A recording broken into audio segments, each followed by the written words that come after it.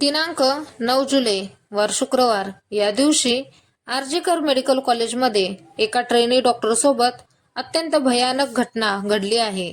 महिला डॉक्टरवर अत्यंत क्रूर, अमानवीय अत्याचार करण्यात आले. महिला डॉक्टरसोबत जे झालं त्याने सगळ्यांनाच हादरवून सोडले.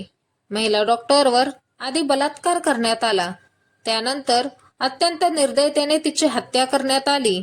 पश्चिम बंगालच्या कोलकाता येथील आरजीकर मेडिकल कॉलेजमध्ये ही धक्कादायक घटना घडली आहे. पोलिसांनी या प्रकरणात बलात्काराचा गुन्हा नोंदवून तपास सुरू केला आहे.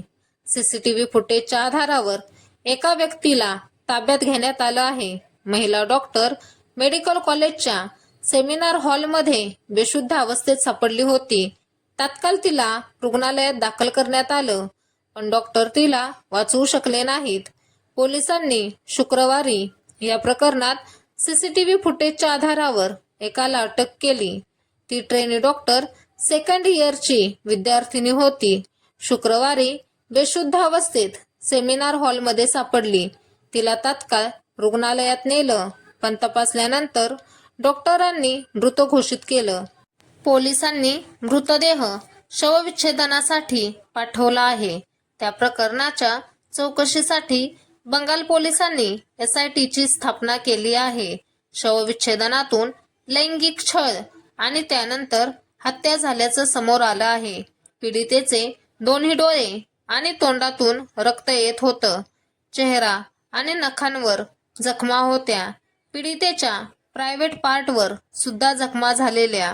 पोट, गळा, ओठ आणि उजव्या हातांवर जखमा आहेत. रुग्णालय व्यवस्थापनाची भूमिका संशयास्पद आहे. मुलीने जीवन संपवून घेतल्याची आम्हाला माहिती देण्यात आली होती, असा मुलीच्या नातेवाईकांचा आरोप आहे. रुग्णालयाला हे प्रकरण दाबायचं आहे, असा नातेवाईकांचा आरोप आहे. महिला डॉक्टरच्या मृत्यूनंतर आरजी मेडिकल कॉलेजच्या विद्यार्थ्यांनी गदारोळ केला. चिडलेले डॉक्टर संपावर गेले आहेत. ही घटना 10 ऑगस्टच्या सकाळची 3 ते 6च्या दरम्यानची आहे.